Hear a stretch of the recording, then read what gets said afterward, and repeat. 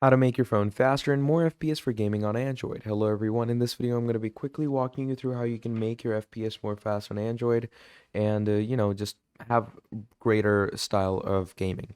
Now to do that, what you're going to do is three things. Okay, first of all, you're going to go into your cache memory of your phone, okay? And you're going to clear that up. So a lot of the cache memory is slowing your phone down, so you're going to clear that stuff up. Then you're going to delete unnecessary applications and widgets on your phone by simply going into your settings and doing that for yourself.